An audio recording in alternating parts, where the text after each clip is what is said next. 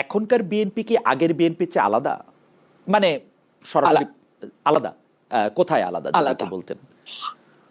বিএনপির আসন পরিবর্তন হয়ে গেছে। তখন বিএনপি ছিল শোষিতের আসনে, এখন বিএনপি হয়ে গেছে শাসকের আসনে। আমি যদি শোষক নাও বলি, সার্টেনলি বিএনপি শাসকের আসনে। এবং যেহেতু আমি একজন স্বতন্ত্র সংসদ সদস্য, আমি কোনো দলের সংসদ সদস্য না, সুতরাং আমার কিন্তু ক্রিটিক করার ব্যাপারে আমার কোনো বাধা নাই।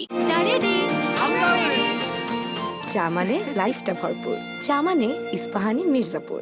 আমি এই সুযোগে আপনাকে এটাও বলি, আপনি আমার চেয়ে ভালো জানবেন, বাংলাদেশের সংবিধান ৭০ অনুচ্ছেদ সংশোধন না করেও যে কোনো বেসরকারি সদস্য অর্থাৎ মন্ত্রীর বাইরে যতজন পার্লামেন্ট মেম্বার আছেন, যারা কেবলমাত্র এমপি, যেই দল থেকে আসুক না কেন, তারা কিন্তু সরকারের সমালোচনা করতে পারে।